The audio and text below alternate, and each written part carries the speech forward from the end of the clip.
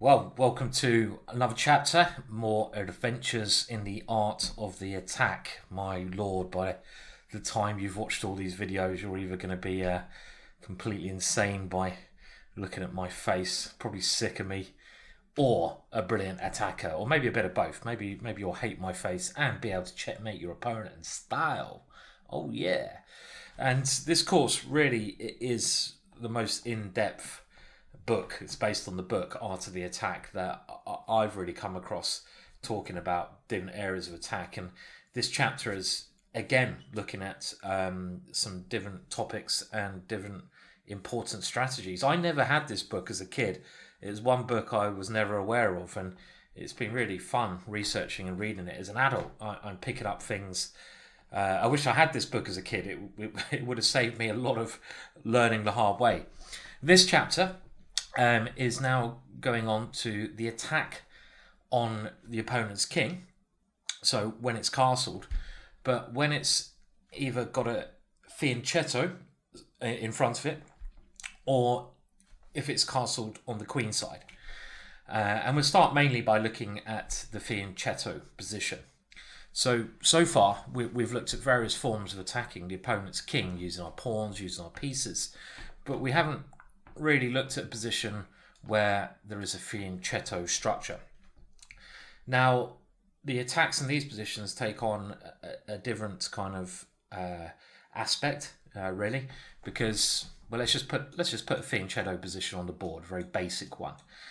Let's say we're white here. This is the kind of structure we are looking at, and also when there is a queenside castling, how that could be unique in the attacking strategies there. Now, we can already see that with this fianchetto structure, some attacks are not going to work so well. We've looked at a lot of classical bishop Greek gift sacrifices on h7, but clearly any attack now on the b1 h7 diagonal is not going to be as good. The author Vladimir also notes that when black plays f5 in some positions, he has the other option taken towards the center. So structurally, there's some possibilities we have to think about there. Now, that's one good thing about the structure for black, but there are some weaknesses. I mean, I know from my own play that one weakness is possibly on this diagonal. So if we can ever remove the bishop that is guarding our opponent's king, then that is going to weaken his structure quite greatly. A lot of times we can even offer the rook on a1. I've won games by my opponent capturing that rook, giving up the exchange and weakening his king, because if he loses that bishop, his dart squares become very weak. Remember that rule I mentioned earlier, that if your opponent puts pawns on one colour of square, the other colours of squares become very weak.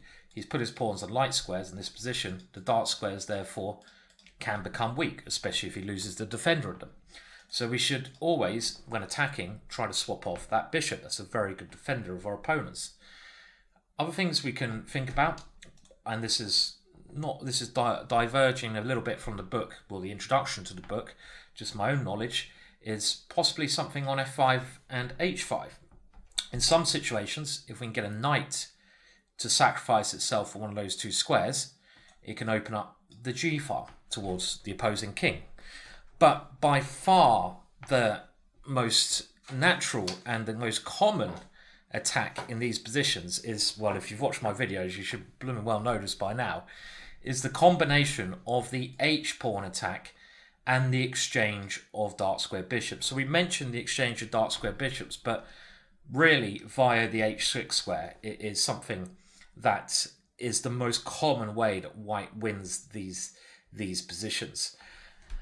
And often, even in this position here, which we see, using the h-pawn to start an attack on the flank can be a very key point with our rook behind it. We've talked about this before in other positions with the idea of taking on g6. And then the next sort of standard idea is going bishop e3, queen d2, so we get double power. And then at the right moment, swapping off the bishop with bishop to h6. And this combined with a rook can be pretty deadly.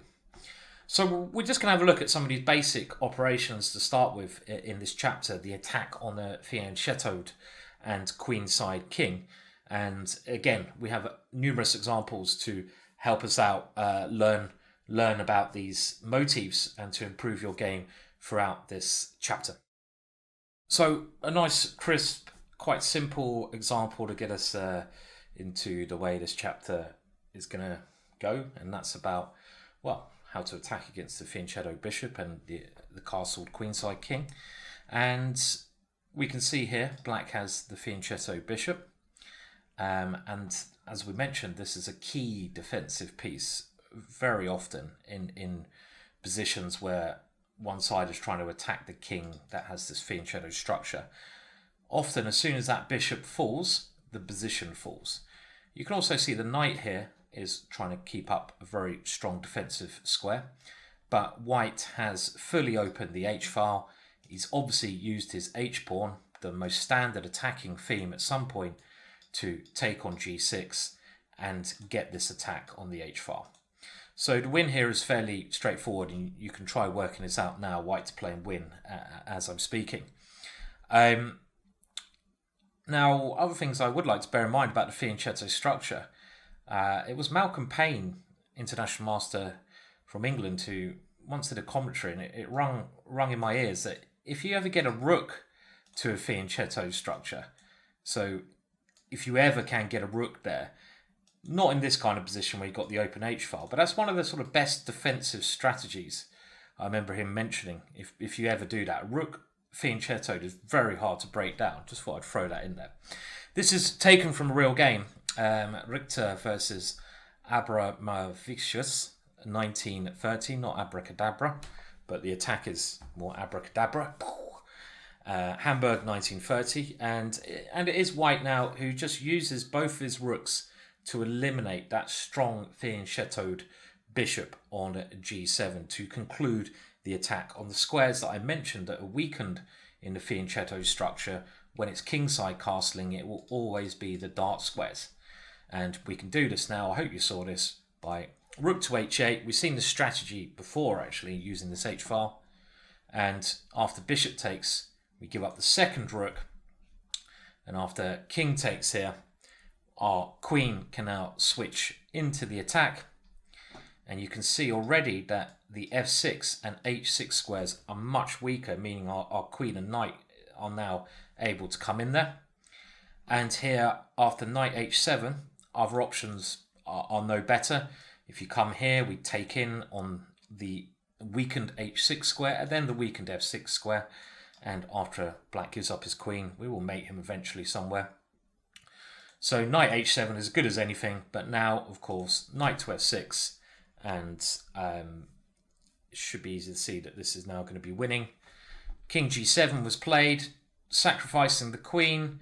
Well, it doesn't actually help here. It's only a temporary solution because we now have another square available, the g5 square, and our knight is dangerously coming in there, also with an exchange of bishops, and we can even go queen h6 first, forcing, well, you can put a check in if you want, but eventually forcing rook g8 so the king can't run away, and now the knight comes in.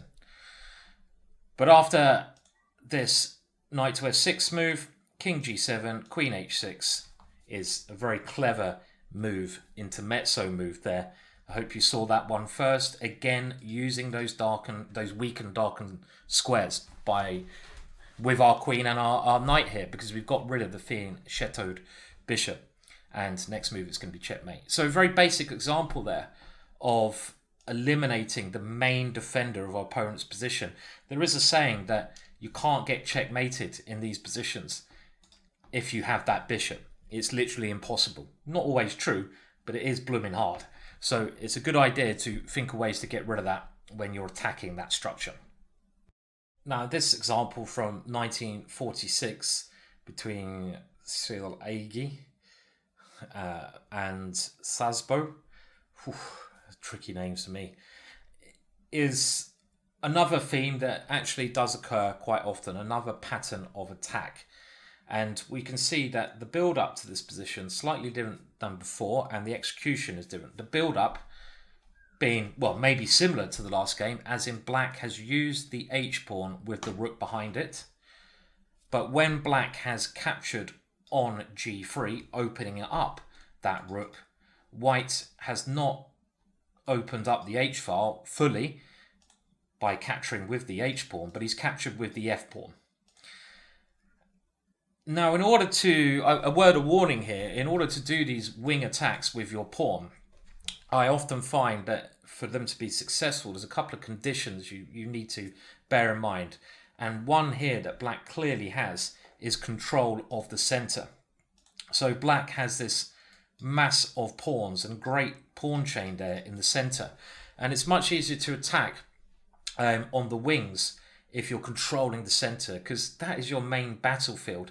And you can block any counterplay from your opponent. You can give your pieces more space to point towards the king side. So you can't just attack on the wing without having control generally of other areas of the board. And here, if we look at black's pieces, beautiful bishop, dark square bishop, a knight and a rook. We have three pieces. White not particularly well defended. White would want one more move, knight f1, to get some defense together. And here there's a standard idea now which gets rid of these two pawns, and a bit in the Greek gift, classical bishop sacrifice, combines the knight and queen coming in. Can you see how Sasbo now played? And again, we've got to be looking really at violent moves, because timing is quite important. White has a defensive idea with one more move on the board, knight to f1.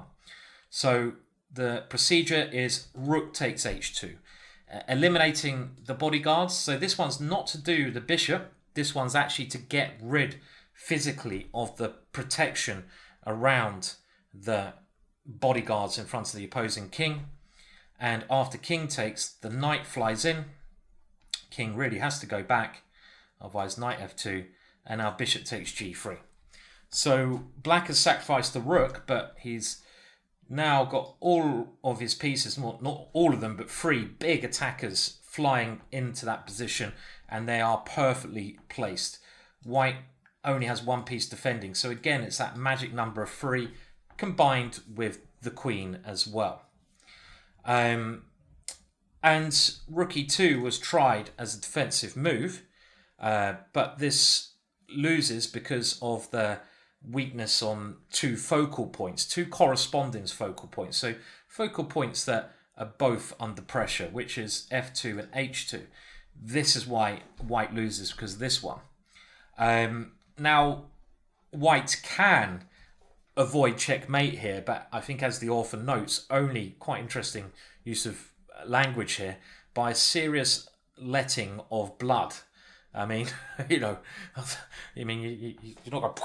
going to slice yourself and, over the board to try, some sort of sacrifice to avoid getting checkmated. I wouldn't recommend that. You'd probably get taken away in an ambulance if you did that over a chessboard.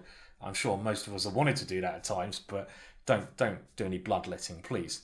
And what he means is that the only way is with something along the lines of knight to f3. The main threat here is actually just bishop f2 or something like that, and queen h4, or bishop h2, something like that, queen there. So for example, knight f1 now takes away the f1 square, and we'd go this way, and this is clearly going to be leading to mate very quickly. And this is just horrible in many different ways. Black can also try to win some, is threatening to win material back in some variations. So knight to f3 is one way to try and defend, to try and hold this up, when black should take on f3, and after bishop takes, just bring in the queen. And with rook e2, bishop f2 check gets in the way of the rook coming over, and after something like king f1, then either knight h2 or queen h3 are both killing the position here, as you can look at yourself. In the game, rook e2 is trying to hold on, but now the third piece comes in, queen to h4, and things are horrible here. We can even, in some situations, as black play this f4 move, with the bishop maybe joining in later on.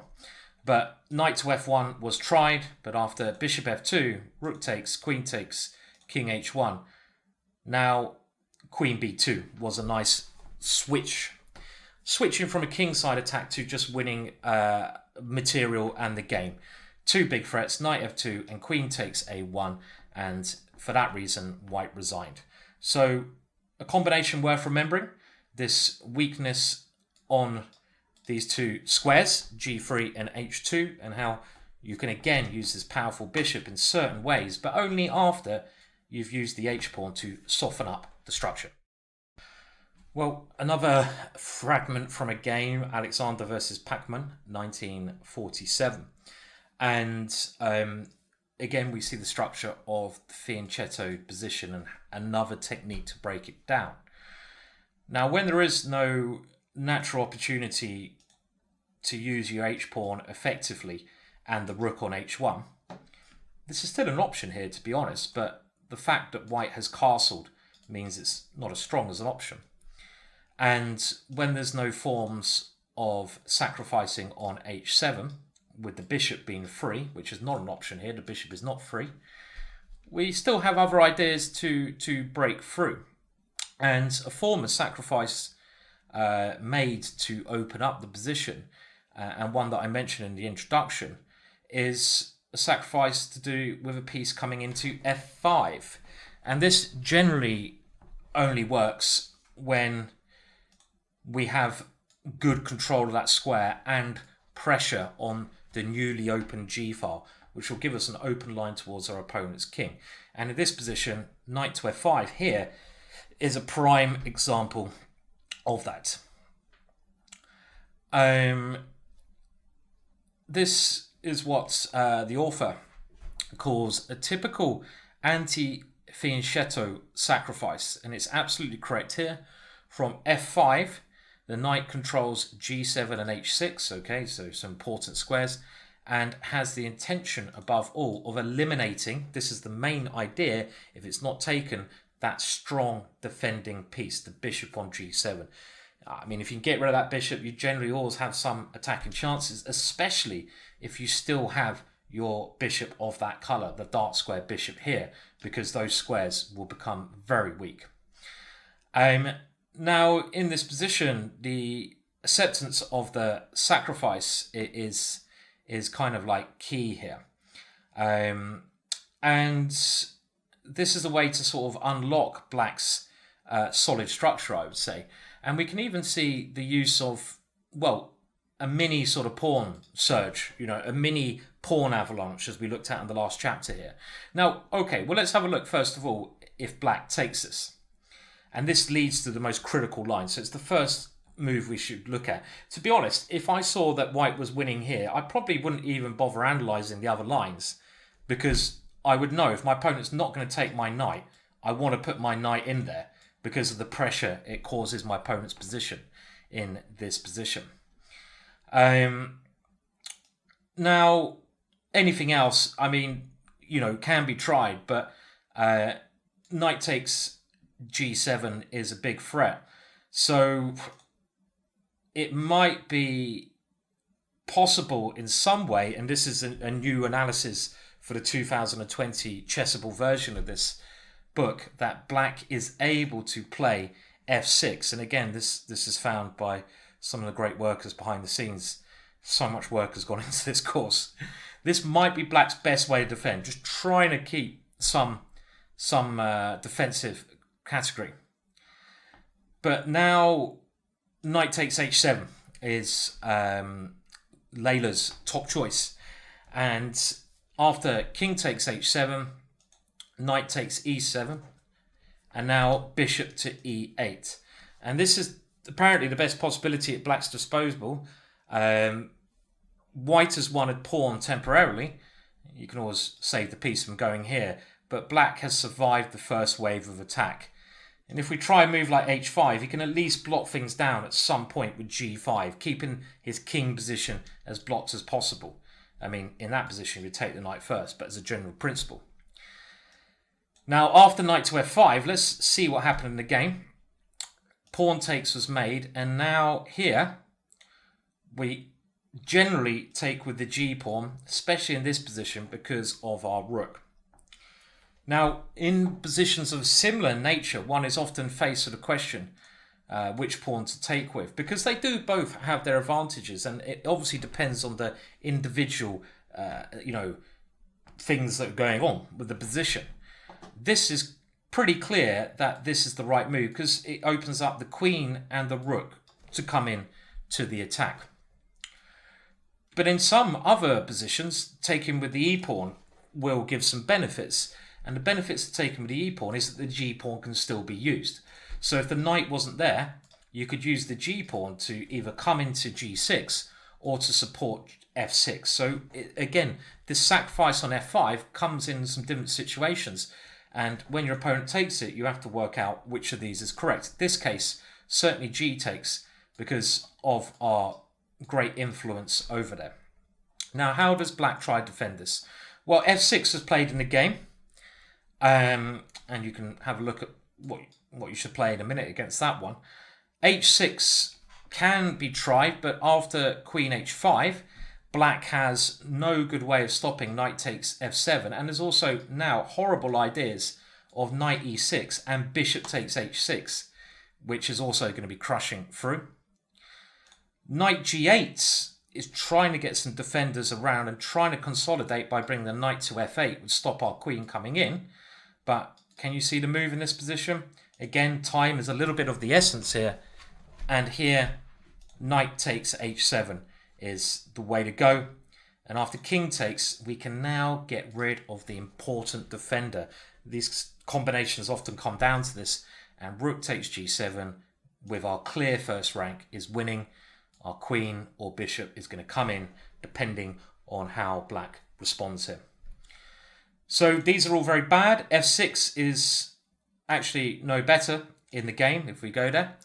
What should you now play? Pretty obvious, I feel, as we've just seen the same sort of technique being used. And this is what these patterns are all about. It's about building up your visual techniques so you can spot them a lot easier. Look for the forcing ideas.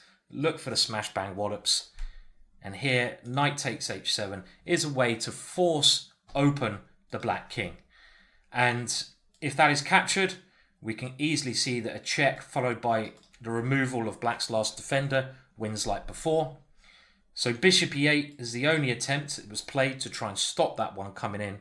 But now the second blow, can you see it here? Pause again if you need to. Rook takes g7 anyway. The last defender is gone. And as the author says, the fianchettoed bishop's head has to roll. It does. Often, if we're going to get a successful attack, cut off with the head. And after king takes, some very tempting moves, but knight takes f8 is threatening to come here. It must be taken. And now black has no protection of those dart squares, which are always going to be weak when that bishop is removed. So our bishop comes in, and when it is removed and we can keep our bishop, that bishop becomes so strong. And now king f7, queen h5 check, knight g6. If the king goes back to g8, the third piece, so often the third piece, comes in. And if it comes to the h-file, well, we're going to have either rook or bishop coming in. And if something like knight g6 here now, we can even take with a rook. And after king h8, start mopping up pawns and using the f pawn here to threaten bishop g7 and mate. The game is not much better as f takes g6, king g8, white's not even material down. In actual fact, white's material up, and after queen f5, threatening this pawn and g7 now, it's game over and white won in a few more moves. Okay, so some nice examples of different ways we can attack the fianchettoed position. And we're now going to look at correct moments for removing that fianchettoed bishop. How we can get rid of that key defender when our position is in a situation to do that. And that is always key throughout this course. You've got to be in a good situation before you can create the magic. You know, you can't make a family. You can't make a family if you don't have a girlfriend. you have to play on your own, which is not as much fun, I guess, in the process of making a baby. Where am I going with this? Let's move on quickly, Simon, very quickly.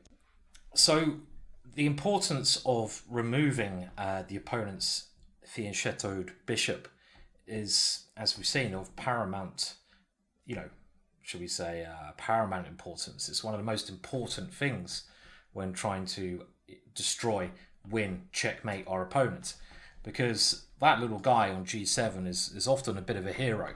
It is very good at holding up an attack on that area of the board, and often it's very good at starting an attack as well. Let's not forget about that. It can often be used to attack itself. So it's a really powerful piece.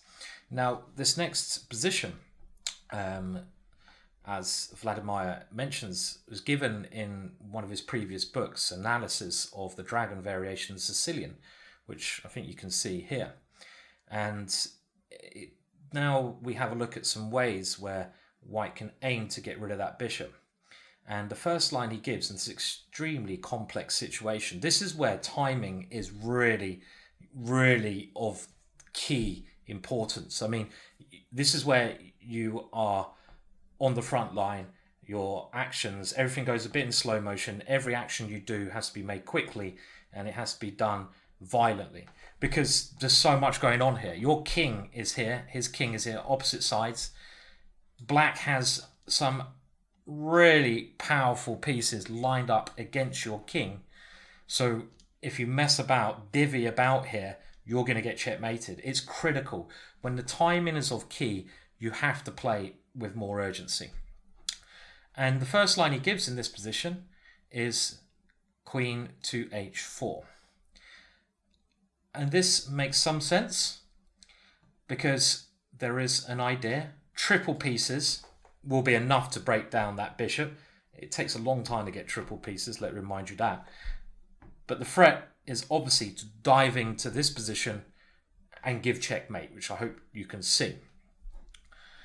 Now he goes on to note that fianchettoed king positions of this kind, with the defensive bishop on g7 and the knight on f6 and a pawn on these squares here, offer a great deal of resistance. They really do. A bishop and knight like this, there's been, I was going to say hundreds, thousands, maybe not millions, but tens of thousands of games where these two pieces are holding up the attack, and it's all about whether white can break them down or not.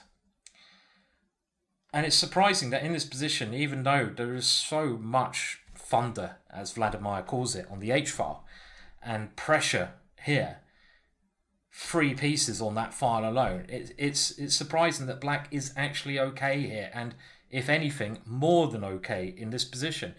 Black has a defense, and there is a way to stop this queen h8. I mean, I'm sure many people will play this move because not just because you're threatening checkmate, but it's in the style you're threatening in it.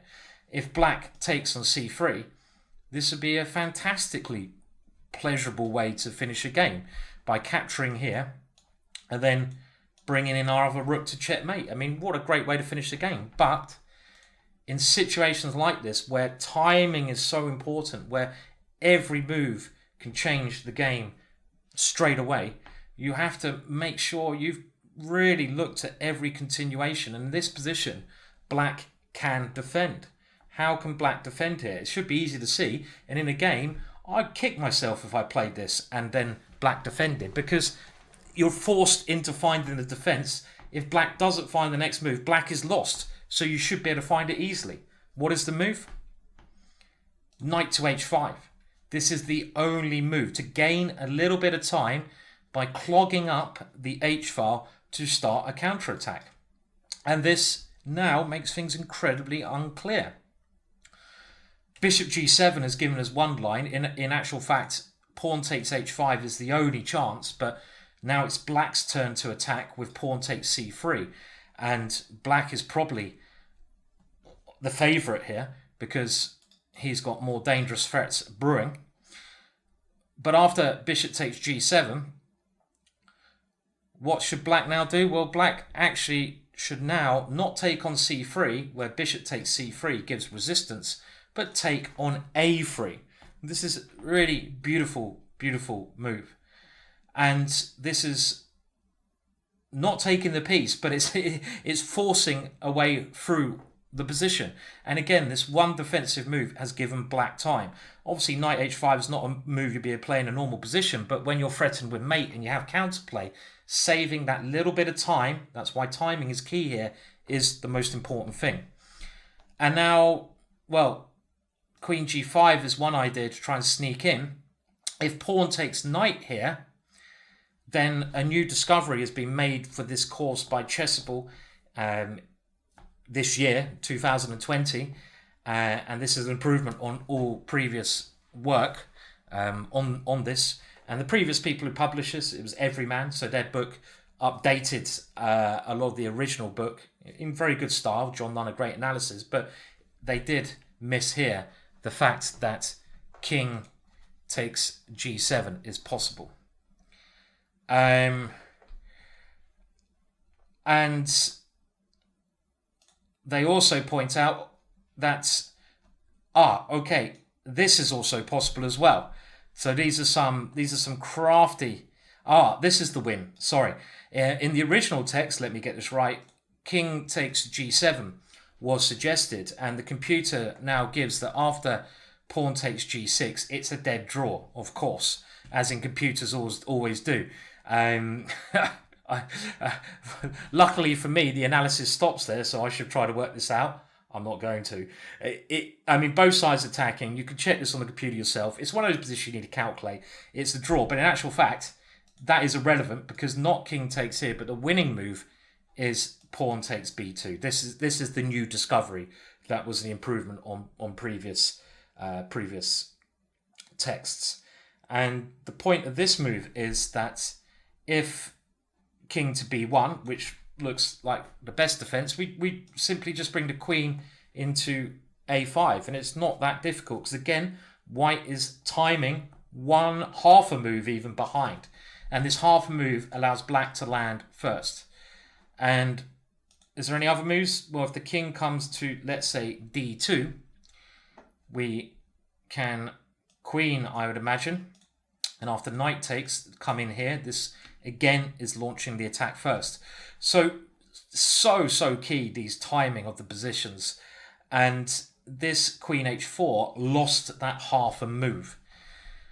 Now after queen g5 here, black takes on b2, king b1, and now there are a number of options here.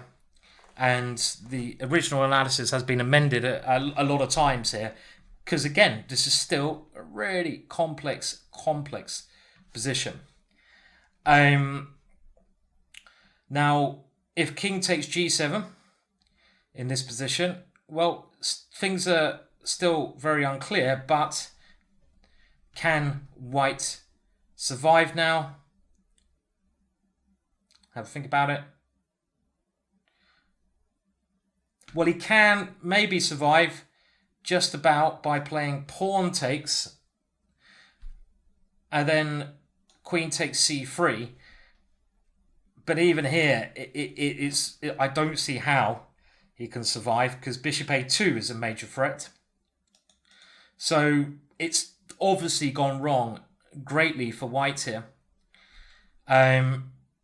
What else can he do? Well, if rook takes, which is a faster way of going about things, then actually bishop to this square is the problem because white's lost control of c2. So if knight takes, queen c2, and if king takes, we have here queen, and white is getting mated. Black gets the attack in first. So in actual fact, it does just seem that king takes g7 is good enough because white can't capture on h5. But maybe another move here, which is even, I think, more to the point, is queen takes c3. This would be my preferred move because rather than being greedy and playing on the area of the board you're weakest, you should always, when attacking and counter-attacking, concentrate your thoughts.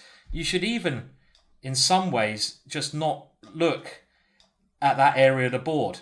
And to start with, concentrate on where you're attacking. If you can find something there, you don't need to defend because there's no threats against your king. So can you break through on the queen side? Can anyone see a move here? Pause if you need to. Well, queen takes c3 is, I think I might have given away there. And this is even stronger. There's no point defending, and it's immediately decisive because of the threat of bishop to a2 check, which is very nice. Bishop takes queen, bishop a2 check, and this is leading to checkmate, as I'm sure you can now work out in a matter of moves.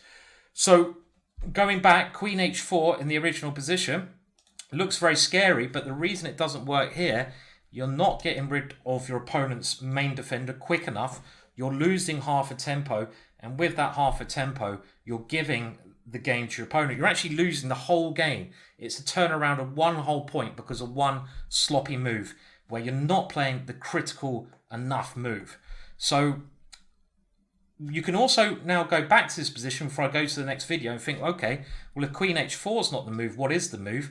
Because in the next video, I'm going to try and demonstrate some better ways you can do this as white. So start thinking about that now. Well, did you find the correct way to play this position?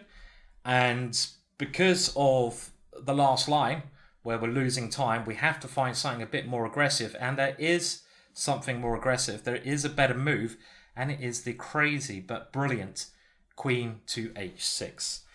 And this gains that half a move, that half of time, and timing is the key, but it's also the key aspect of getting rid of our opponent's bishop. I mean, it's too late now to think about defending. It's like I said before, in such openings, sharp openings, you should really be only looking at checkmating first.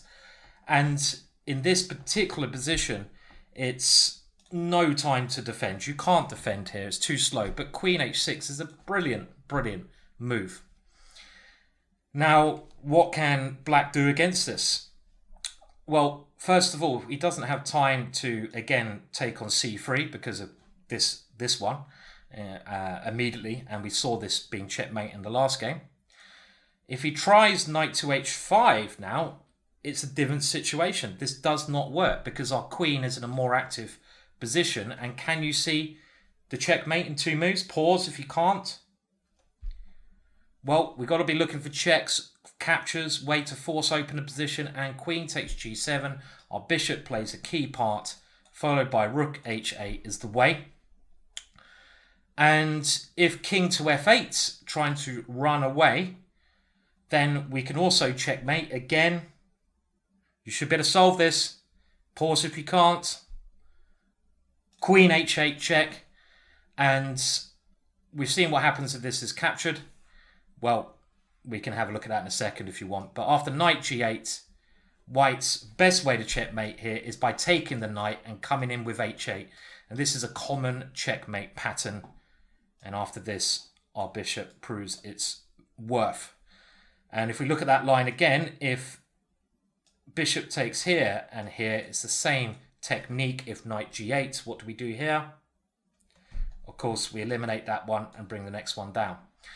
So after queen h6, black has to try taking the queen. And now we come in with an immediate checkmate idea, check, check. We have three great attacking pieces. So the only defensive try here is g5, so that black's king can try and come out to this square. Now have a think, what would you play here?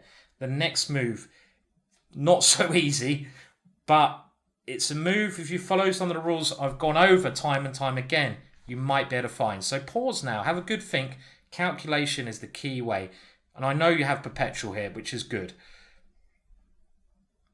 I mean, I did say we have perpetual, and that is good, because if you calculate in this position that you can, not that one, that you can just move the rook, for example, backwards and forwards as such, with, you know, this one, a draw, that's good, because it means, okay, great, we can go for the draw, that's not a problem.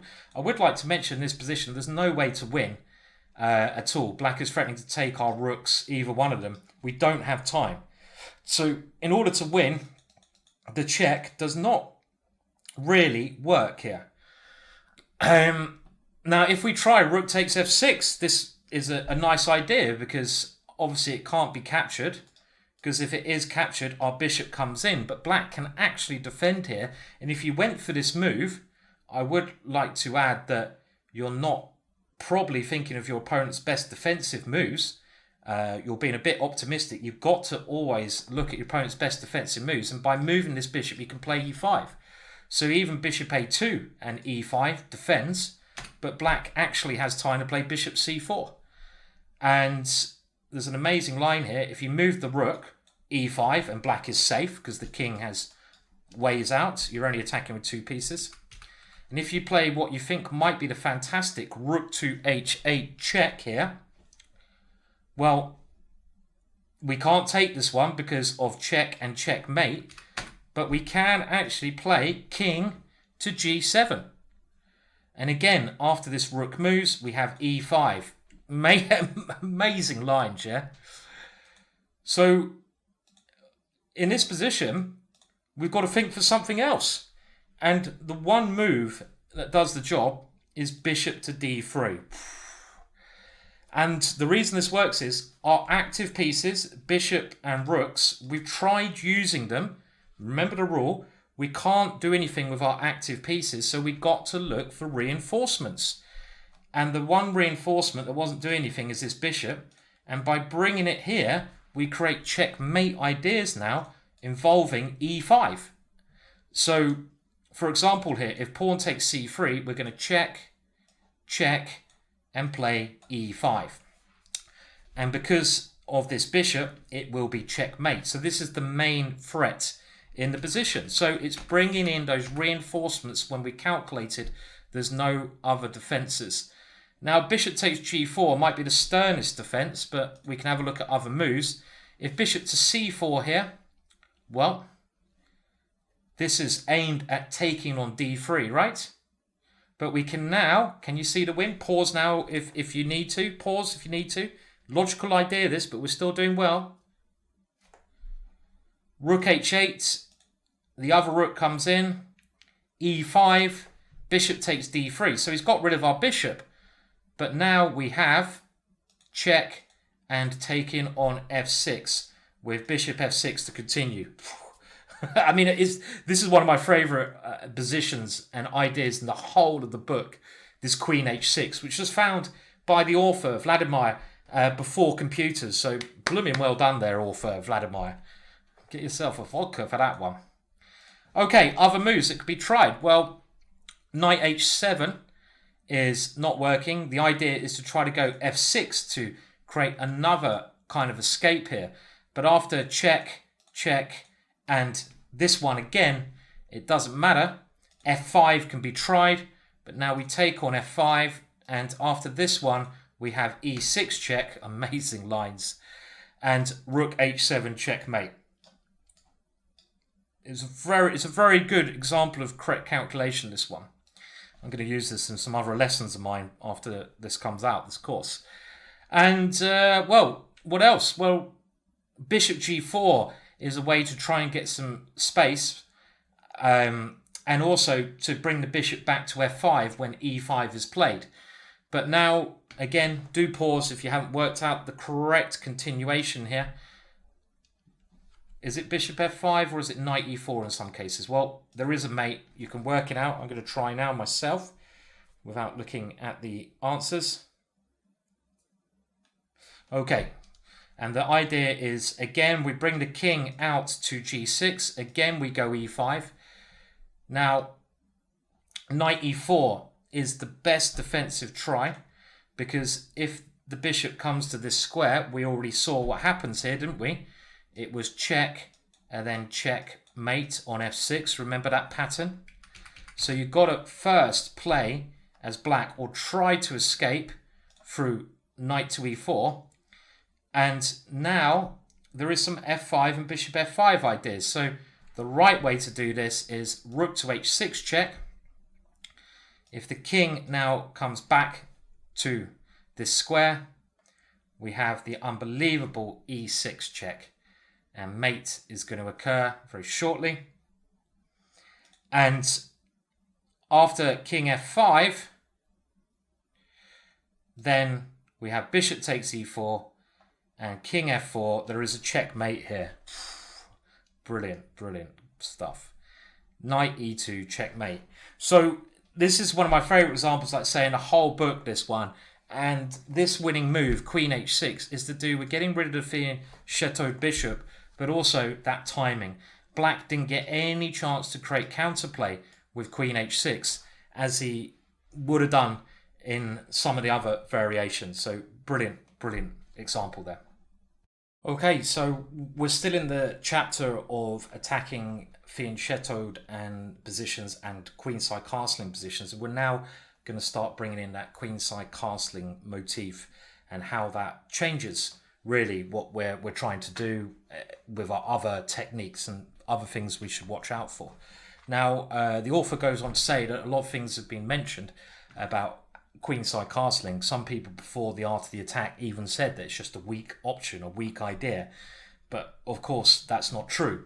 It can be a very good idea in certain situations, and therefore Vladimir lists 5 of those situations where he thinks queenside castling is appropriate. So let's just mention them first. And the first one he gives is when the pawn position on the king side has already been weakened. So your king is not going to be safe going kingside, so you have to really go the other way. The second option is when the opponent's forces, so pieces or pawns, are favourably placed for an attack against your kingside castling king. Therefore, you go the other way. And this is quite a crafty technique I've seen used quite a lot of times. You know, you get ready for your opponent to castle kingside, and they just don't castle, and you get quite frustrated. The third one is the king side is not sufficiently developed, but we can castle queenside quickly. That makes sense. The fourth one, one's opponent has castled on the king side, and in this castle position, we can exploit it by pushing our king side pawns, but we don't want to put our king over there, so we put the king on the other way. And this is one common thing I've often used. I used to try to do this as black. Let me just flip the board. In the exchange French, and to make the exchange French more interesting, I often got black. I would try to castle queenside here, because I know my opponent might not want that kind of plan, and you know, after some queenside castling moves, let's just put some stuff on the board, we would get a much more aggressive position. Yes, white has as good a chances as black, but with my G pawn coming at some stage, we get a very exciting game. The last one that is mentioned is the rapid deployment of a rook when you castle to the D file. Now that's quite rare, but it can actually also help. So to start with, we're going to look at some examples from games given in the art of the attack when queenside castling is used as an attacking tool. If anything, it actually is good to castle queenside, and we will then go on to think about when castling queenside how to attack your opponent's king in a different way when it's castled queenside. I often find the one thing about that, let's just say this position in general, is that the A2 pawn or A7 pawn is a bigger target because it's not defended by the king. So we often find attacks against that, but we'll come on during the next part of this course to look at that in more detail.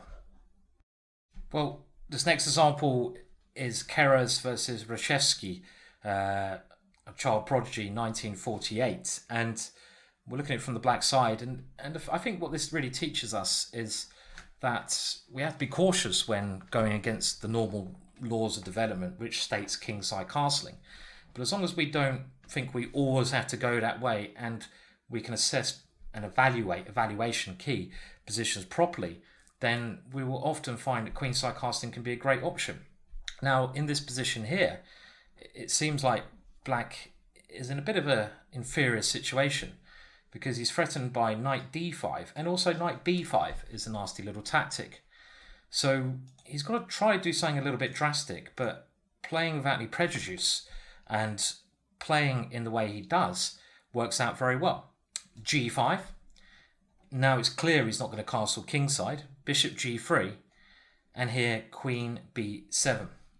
And this is very clever because, yes, he's losing the pawn on d5, but he's going to gain very good play and control of these two central squares after knight takes d5, castling queenside. And castling queenside and the open variation of this opening line, the Rule Lopez, is certainly a curious idea. You very rarely see it. 1% of games, less than 1%, if you can get that, less, depends how small you're going. But it really is a rare thing to do. And many people were shocked by Reshevsky's idea when they saw this and shook their heads, many masters. But this is when you have to play sometimes against the rules. If your position demands it, don't mind what you've read here, learnt here, I've told you here. These are just little, things, rules, ideas to help you improve. But to break the rules sometimes is the right thing to do. It is said that the best musicians, the best anything, in order to break the rules, you need to know the rules well first. So a great musician will be able to play strangely by bending the rules. They know how the way they should play, hence why they can play in a different way. It's the same in chess. Now, what can White play here? Well, he played knight to f6. Good a move as any. And now, after g4, knight to e1, we see Black's idea. The knight comes into d4. Very strong knight. The queen is opened up. And, Black is generating a very good initiative. If queen to e4, then bishop to f5 is actually good enough. Even though the queens are exchanged, Black is slightly better here because of Black's pressure against c2. So queen to f1, passive square for the queen, and now h5. And we can stop here. Doesn't matter the result of the game. I think Black went on to win. But what Black has achieved over those moves is a dynamic attacking position where he's used this pawn storm, hence why he's castled the other way. He's gambited a pawn also to get useful squares, and he's got the initiative. Getting the initiative is half the fun in chess, and Reshevsky has done this very successfully in this example. Now, other things to bear in mind when one side castles queenside is simply the positioning of their king. And you can see in this example, Rabonovich versus Romansky from 1925. White has castled queenside and he's put his king on the c1 square. And this is specific to queenside castling. The queen can, in some cases, be hit by crisscross or Boden's mate idea on this square and play on the c-file. The c-file is much more likely to be an open line compared to when you go kingside, the g-file, from the nature of way opening moves do occur. Now, in this position, if the king was on b1 or a1, White would be clearly better. It can't obviously be on b1 here, but in essence, if it's on one of those squares. But when it's on c1 and there's lacking a little bit of pawn protection, it really is a target here. Now, I'm saying that, but even in the given example by the author, where Black now plays bishop a3, a very dynamic move, it's still better for White, this position, with correct play. But again, this is computer analysis. I think most people would play this aggressive move if they saw it, and I'm probably one of them. I see that there's a lot of pressure against my position here, and I need to do something urgent. I want to open up the c-file and attack. But rook on ac8 is a better move according to the engines. But let's have a look. Bishop a3, and only now does White go wrong. He plays pawn takes f6, and this is a bit slow. It wins a piece, but White is not really threatening anything against the Black king. In actual fact here, the right way to play would be knight to e1, taking some care in the position to expel or try to expel Black's attacking pieces. And this is you often need to defend. We've looked in this course, it's all about the art of attack, but you need to learn how to defend and expect defensive moves.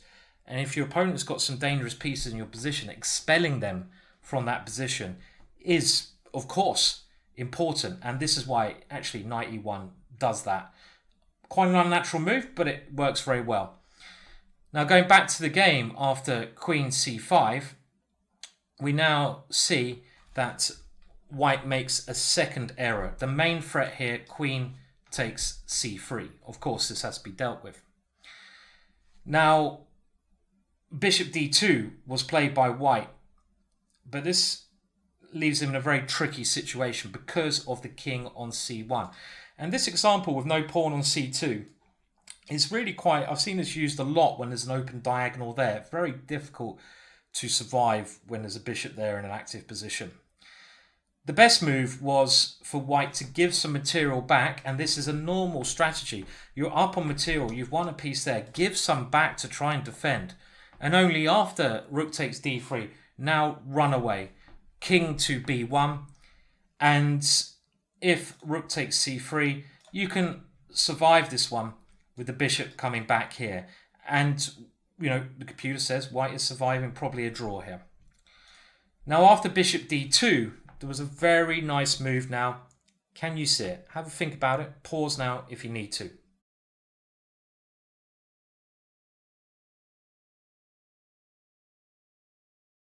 Well, the very nice and calm move now is bishop g6. And I've seen Bronstein and other great players use this idea on this file. And you get it in other positions, even against kingside castling when you're trying to attack h2.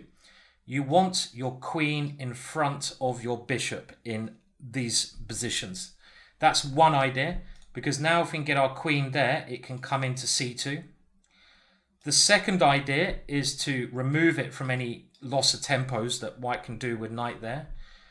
And the third idea is to involve another piece, the rook in the attack. The rook can now sometimes threaten to take the bishop and sometimes threaten to come in to this square on d3. And again, we have a very complex situation, and the notes go into potential mechanisms of defending here, but in the video I'm not in this case going to go into all those moves, because we're looking at the main ideas and we're just getting an introduction to the king being on that square. I'd like to show you the game, and the game continued. Queen to a4, trying to bring the queen over to defend, and this is not the best move. It doesn't really give many chances to defend. I mean, okay, before we do, I can show some basic ones. Now, this is the basic Bowden mate. What other things can be tried? Well, something like bishop to e1 can be tried here, and this might be the best defense. It's probably too late to defend though, in all manners. And now we can force it by bringing in all of our pieces to attack. And in this position, after bishop d2, taken on b2, the pressure is mounting and white is losing here. He can't hold on to his extra piece. So very tricky situation. Now after queen a4, b5 is a nice idea. Point being, queen takes a3. We can now swing in to this square. And this is quite beautiful, this demolition of this file. Now to go back to this position, if we'd have tried to play queen to this square straight away, well, white has a couple of options, but we're not actually threatening anything. So maybe now white can even take our bishop on that square. Now I would like to add, after b5, there is one way that white can try to defend. It's not by taking on b5, because now I'll let you try to work out the move here. What can black play to win? Beautiful rook on a to b8 and bishop takes b2. Checkmate was what I was hoping you'd see. But it is queen to b3. And now black actually has to play very precisely to hold the edge. So maybe this defensive idea is okay. Get the big piece over to defend. And with b4, the variations will eventually end up in black's favour.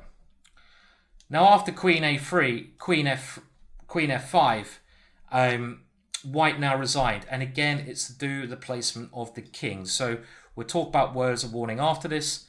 White resigned because he saw the only way to really stop the queen come into this square is either knight e1 or queen b3. Let's look at one of those moves, and black has a nice winning idea here, again following principles I lay out throughout this course. What is the winning idea here?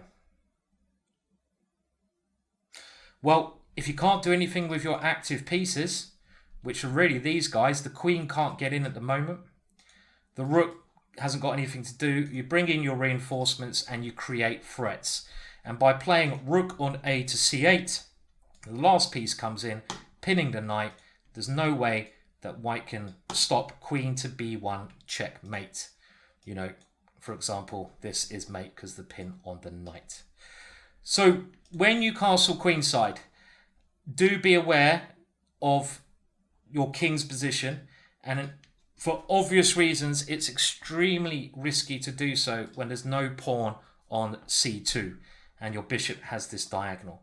But this is a unique case to castling queenside, and we're going to see some other examples of strategies around queenside castling in forthcoming videos. So another example of one king being placed after queenside castling on this c1 square, and with that kind of exposed area in front of it. This is taken from the game Yule versus Colley, 1926, and we can see in this position white has gone for this quite aggressive queenside castling, but he's missing that c-pawn as we saw in the last example. You have to be very careful when you castle queenside without a c-pawn, especially in a position like this where there's a rook lined up against your king, and white is already under some pressure with a pawn coming forwards and a weakness on a3. I think this is another key thing to bear in mind here. This a3 pawn is a target. So all these things worth bearing in mind, and you do have to be careful when castling. So it's black to play, and black has a very strong, quite obvious move here that you should be able to find in the position. And the move is bishop takes a3. And this is a standard way to break down the opposing king. And of course, Colley was on the outlook for the most aggressive move, noticing that white had this exposed nature of the king. I mean, maybe a lesser player would have castled kingside there without thinking, but you've got to be on the lookout for opportunities when they arise. Now, Max Yule played bishop takes f6, trying to get some counterplay here. Other moves don't really work. If pawn takes a3, black has a couple of good options, but knight e5 is one very strong move, attacking the queen and coming in with a rook to c3, and all of black's pieces working very well. The queen on a5 is very well placed to start an attack. So bishop takes f6, and now black simply recaptured on f6, and it's very hard for white to find a move here. In the game, he played king b1, but this is a very this is kind of not admitting defeat, but it's going that way. Had he taken on a3, knight to e5 again was crushing. And had he tried to start a counter-attack, it's only one check on d7. And after king f8, he's also now under pressure with queen c3 as an immediate threat. So he doesn't have time in this position to capture on b7 here. So he tries king b1. And now black plays in the most ambitious and aggressive way possible, which is always the right way to play, isn't it? We always want to take the game to our opponent, and he gets rid of the protection, last bit of protection around the white king by whipping off on b2. And again, black has this kind of number of pieces that can attack here, meaning that there should be something strong. There is. White tries knight a2, not accepting these sacrifices, but had he accepted the sacrifice with king takes b2, then queen b4 check is very strong. And if king c2, then knight to e5, knight takes e5, and now we can actually bring another piece into the game, bishop to e4. And the bishop on b7 in these positions, it often strives to come into this square, especially when the opponent has castled that way. You see this in some Sicilians. I play an opening called the Dragodorf Sicilian, and I've often used this technique.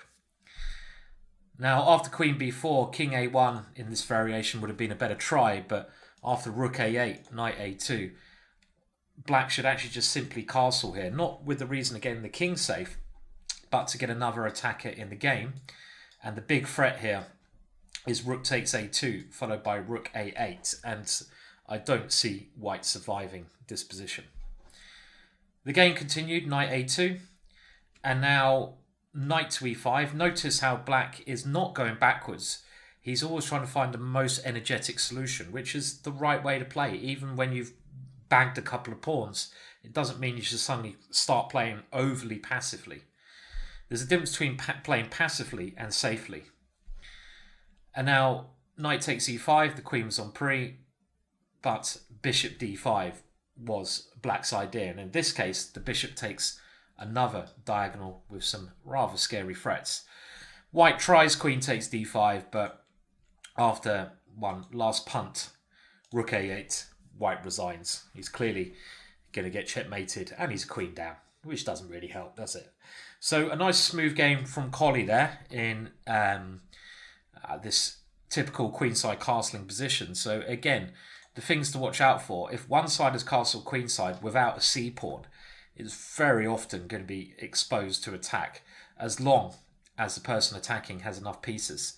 And in this case, these five pieces, believe it or not, 5 whole pieces make an effect. But you can't attack without good pieces. So again, the position has to have those conditions for attack. The last game in this chapter is a full game, so we can see many different techniques being used in combination.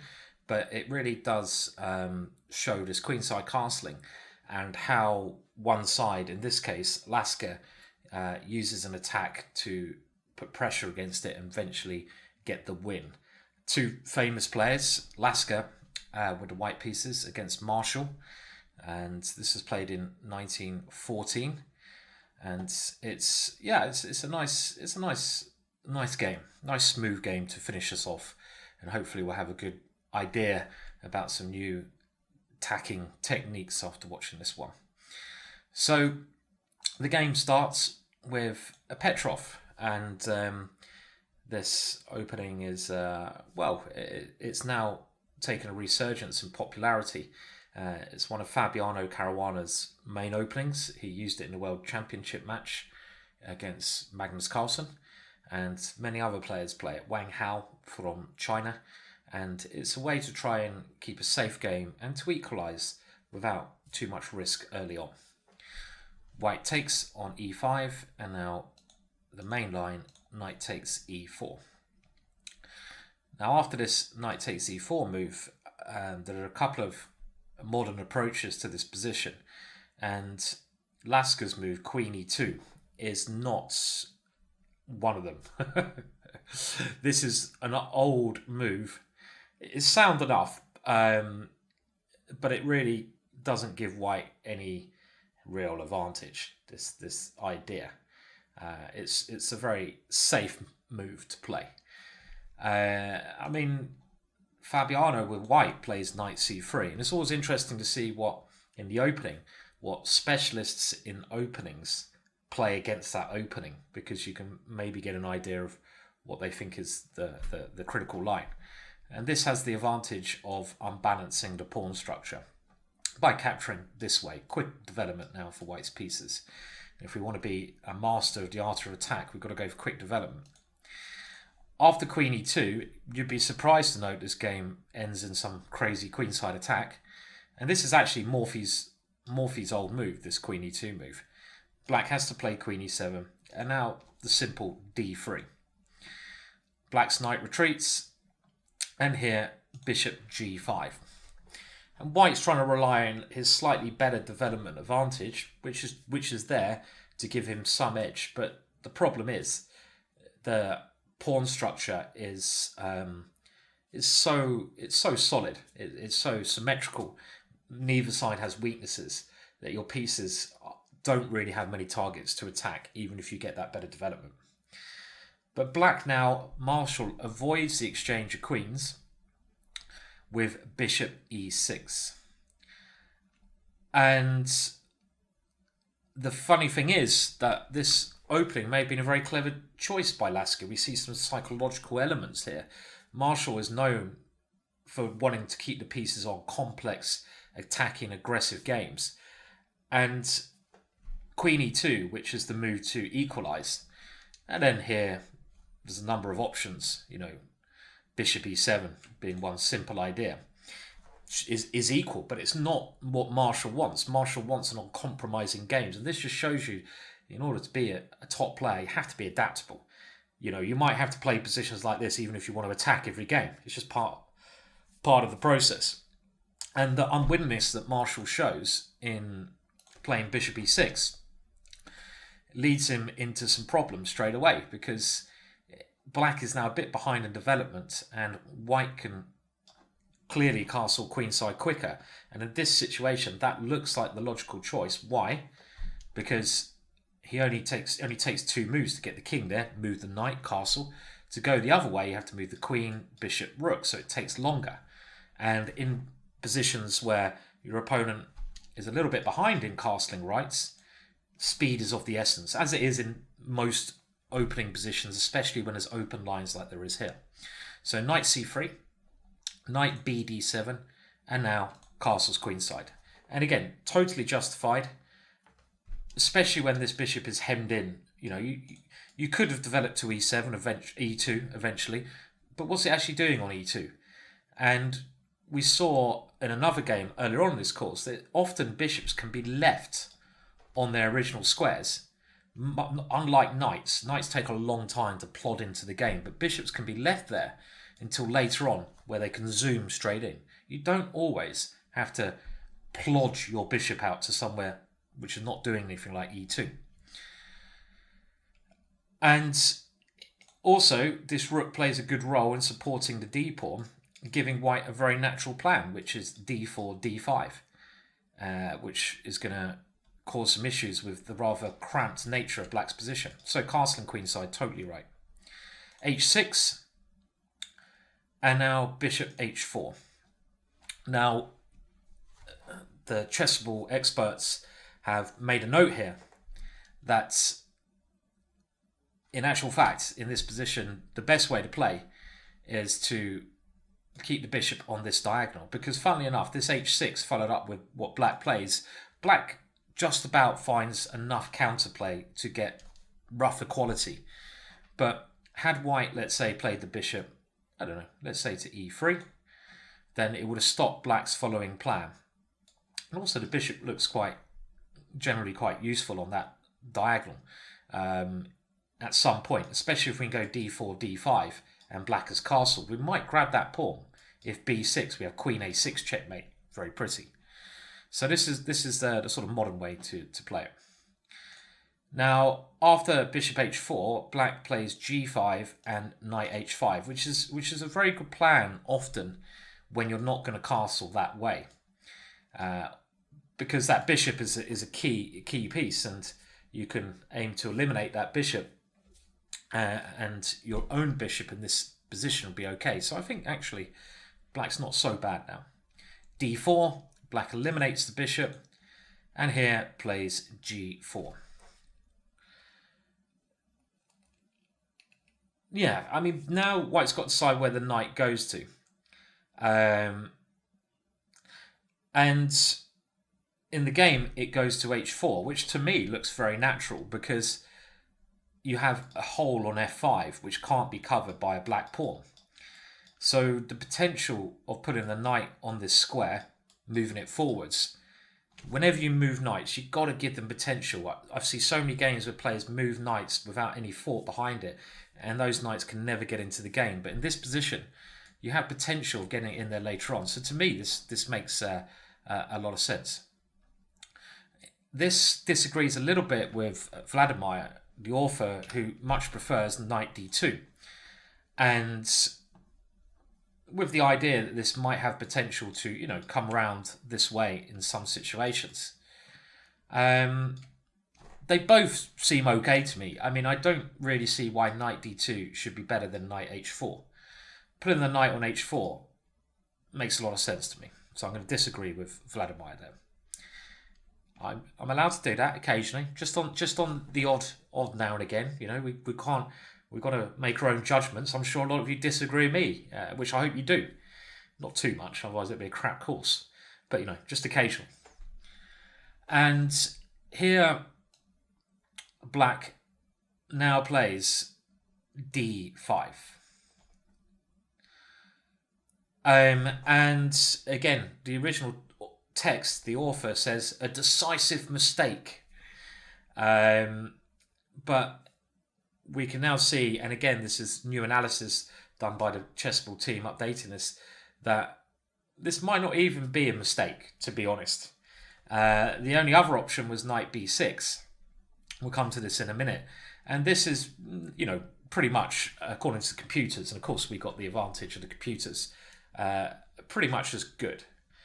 Maybe it's a small inaccuracy in this position, as we're going to see, because of White's very good next move. I mean, let's have a look at knight b6. So knight b6 may well be better, with the idea of defending a little bit, but mainly just giving the d7 square for the bishop. So if d5, then the bishop can come back to d7. And queen exchanges, well, Marshall should have done this earlier, but at least he's sort of doing it now, which is not too bad. It should be fine for him. So this is really okay. And I suppose the thing is, this is again not really Marshall's taste though. This is probably why I avoid it. He doesn't like swapping queens, and you don't want to have attacking ideas, even that you've learned from this course, playing against you. You don't want to be cursed by trying to be a great attacker, and that's kind of what Marshall's doing here. Because by playing d5, he's avoiding exchange of queens, but now after queen b5, and this is quite a common idea in such positions where both sides are very likely to castle queenside, White now gets a very useful initiative. Black is forced to castle because had he played queen b4, White can just go knight takes d5, and he's got this knight takes c7 trick. And I think possibly Marshall had seen this and had planned a move against this, with the idea of playing queen takes b4. Of playing queen b4, and if knight takes d5, let's have a look. Bishop takes. Bishop. Maybe he was planning. I think what his idea was. It wasn't, of course, queen b4, because knight d5 does work straight away. And this is just a pawn up for White. But I think the reason that Marshall played d5, he was playing a little bit for tricks. Always a mistake. And after castle's queenside, he was maybe expecting now, or hoping, that this move would be played. But of course, this move is just a blunder, because of takes, and now queen to g5 check. And all of a sudden, White has blundered a piece because of the pin on the h-file. And again, this is a typical thing that we can learn here. Okay, Marshall's played into this, keeping the queens on the board, keeping it a bit tactical, but relying or hoping for a trick. And against any good player, the good player is not going to fall into your tricks. You can't win a game by just setting tricks that don't improve your position. This is really important. A lot of players I see do this. They play for tricks. It's a very artificial way to play. You can play tactical, you can play aggressive, but you need to do it in a way that benefits your position and doesn't hope for your opponent to fall into what you're setting up. It's nice getting a trick on the board. Everyone loves doing this as a junior, but you won't improve. Marshall here sort of fails for that. He's hoping for knight takes d5, but now, after queen a5 in this position, it's White who suddenly has a very nice initiative. And you see this combination, queen, knight and bishop, does work very well, with a queen stepping aside to pressurize the square and the knight coming in. Let me just show you one line I can think of in a very similar pawn structure where this also can come into effect. And I'm thinking of the exchange French, which is again like the Philidor, the Petrov, and this opening here is quite similar, as I think you'll agree, with this kind of position coming, and you get this kind of stuff in some positions. And at some point, this move is a key move, queen b5. Or if black gets a chance to play it, queen b4. And if black doesn't pay attention and just plays some moves, developing moves, I don't know, let's say rook e8, bad move, then as soon as the bishop gets there, you can see this combination of three pieces works extremely well. So it's something to watch out for there with queenside castling, and this is something that Lasker is able to play in this game. He gets this combination, and you can see it's very similar. And again, this is all about noticing patterns, which the author is trying to get across to us in the course of this book. Now, what should black play? Well, you'd like normally just to play king b8 in such a position. The king's much better there, but this fails immediately to knight b5. And this position, you can't defend two of your focal points, so you're losing already. Now, what else can be done? Well, c6 doesn't look too good because we just take here, and after king c7, queen a5 check, and now king b8. Maybe this was even the best way to play. Black just says, okay, have a pawn. At least I'm not getting checkmated now because the pawns are blocking things up. So a pawn to consolidate, though, it's not really great, is it? And there's no obvious compensation, so this would be very grim. So I can kind of understand why Marshall plays a6, but now we have what we in modern days call a hook, or you could say a focal point in the terms of this course.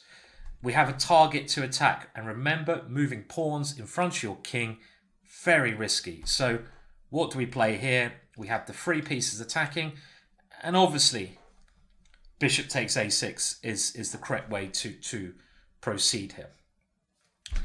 And again, maybe black should play c6 here, but I mean, who could bring themselves to play such a move? You know, white can always move the bishop back here. Now we see you can play eventually play king b1 first because of the check, but you can play like this knight. I mean, it's very, very pleasant for white winning at top level. But after takes king b8, we see a very sort of standard attacking formation. Queen and knight coordinate very, very well together, and after knight to b5, you will see this attacking formation as we've seen elsewhere being so effective. Queen a7 is a nasty idea, followed up by queen c7 mate or queen a8. Queen and knight, brilliant attackers. And also there's another idea if white needs to bring in reinforcements. Remember we talked about the rook being a great piece on the third rank. Well, of course, here you can bring in reinforcements, bring in the third piece by the rook swinger. Very bad position for black. I mean, now that the black king, the author goes on to mention, now the black king has moved from c8 to b8. This is kind of a replica now of a position where you'd be attacking on the other side of the board because the king has got to the same structure it would do over here. So it does mirror attacking patterns you would use on the king side. But the inclusion of the third piece makes this attack unstoppable. Black has to play knight b6 because he's got to defend c7 against queen a7, queen c7. And now the third piece comes in, aiming for a3, and in some cases even b3 and c3. The problem that black has here is he can't really get any defensive setup together. I should point out that, yeah, all of these moves are okay. I mean, again, it's the timing. When you're playing a maneuver like rook d3, which will eventually create some threats, you have to think, do I have time to do this? Is my opponent threatening to set up any defensive arrangement where I won't be able to get through to them? If he is, then I don't have time. I need to find something more immediate. But in this position, he can't play something like bishop to b7. He'd like to do this to defend, because obviously queen a7 is checkmate. White is not rushing to check because it will allow the king to escape. And remember, don't force your king to run away in such situations. Black tries now queen g5. And there are other moves that black can try here, but it's a very grim grim situation with some very deep analysis.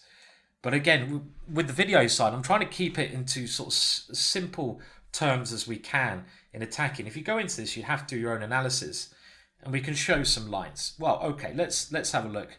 Knight c4 is the only move which tries to defend against rook a3 in a solid way. And in actual fact, now many moves can be tried. Maybe the most logical is rook b3.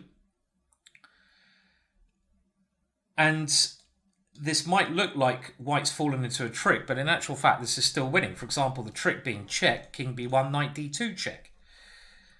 But it's funny, white's still winning this position, new analysis shows. A lot of analysis has stopped here, saying black is okay. But actually, after king a1, knight takes, and of course, now c takes, because we had the possibility of the rook coming here. That was check, so we couldn't go queen takes c7. This position is still indefensible for black. For example, bishop d6, queen a7 only now, and the idea here is to go knight takes d6 check, and we're aiming simply to win the rook on ha. If rook takes, we will do that. So c takes is forced, and now very clever move. This queen is the one piece holding us up, so we play f4, has to be taken. Now our knight comes back, and our rook will eventually find a way to reach this square. For example, queen e3, and now rook e1. A really nice demonstration of overloading a piece that has a very important defensive duty. And this position is winning. Okay, black can give up the queen here, but the white queen is so active. I mean, saying all that, as well as rook b3 in this position, there's another very good idea, believe it or not, and in this position I should say, and the other very good idea is a4. And this is really just showing how much white dominates the position and the fact that black can't really improve his defensive setup. The idea of this is to use the pawn in the attack, and we've seen this kind of idea before. Now let's try c6. Now we play rook b3, because this has weakened the black king more. And after the same idea as we saw before, king to this square, you can't take the rook with check, as we did before, because the king has improved its place by putting it on a2. So very subtle little calculational differences there, meaning that knight takes rook is not possible because of this mate, which we couldn't do before because it was check. So all of these lines, we can conclude that the white attack is incredibly strong. Now after queen g5, the game continued, king b1, bishop d6, but now the third piece comes in. You have this option of which square to move it to. And I was pointing to a3, but in this case, overloading the knight makes a lot of sense. Rook, again, can't be doing anything. And now a fourth one comes in. There's no immediate breakthrough. If there's not an immediate breakthrough, you look at bringing in reinforcements whilst making sure you have time to do that. And now a4 is trying to break the blockade. And after bishop f5, there was even knight a7 here. And this creates other ideas of rook takes here, but a5 being the main threat. Bishop comes back, and a5 is now gaining a winning position as white wins the piece with the attack. Black tries a counter attack, but we don't even need to take this one. We can just go king here because our threats against the black king taking here and queen b7 are deadly. c6 the only way to try and stop that, and now a nice move, knight b5, vacating the a7 square but not allowing the black bishop to come over to defend, which after knight takes, black would be able to do. The bishop helps defend. Pawn takes knight, and now queen a7, and black resigns because we have a nice finish with either queen a8, or if you want to be a little bit flash here, you could go check, check here, and do it in this way. Up to you. Nice when you have nice when you have different ways of checkmating. I should say after bishop b8, queen a6 is the checkmate in this variation. And the author says in this posthumous finale of the game, Black's king and rook are once back again in the original long castling position, which is quite funny. They have moved around a bit, but found their castling squares. So some nice things to learn there. Good queenside castling. White did it for good reason. Black was trying to get involved with tactics too much. And in this case, swinging the queen around in quite an artificial manner, because you have to put it in front of the bishop. But this tactic of putting your queen in front of the bishop is something I also want to note here in another game of mine where I got a very good position. Putting it this way around is a really unique idea. And after queen b5 and queen a5, you can see that these three pieces were deadly. Now, just to note, a game I can remember using that tactic was against a very strong English player, David Howe, who's about 2,700 strength. We had a game in the British Championships, which, I'm never going to forget, because I messed up completely. I was white in a Grunfeld opening. And again, I can't remember the exact moves, but it went something along the lines, could have even been b6, let me get this right, something along the lines of this. And in a position similar to this, because I saw c5 coming with play against this one, and I kind of want to be able to meet c5 with d5, I play queen d2. And even here, I use a similar strategy as we saw on the queen side, but my idea was to bring the queen over to h4 and then the bishop in, just like we did before. So let's say Black doesn't pay attention. I mean, okay, castling, something like this. I'm just demonstrating the plan. Please bear that in mind. This kind of idea, I'm playing bad moves, is my idea with the knight coming in here. So do bear in mind this queen in front of the bishop strategy can be worked in numerous examples.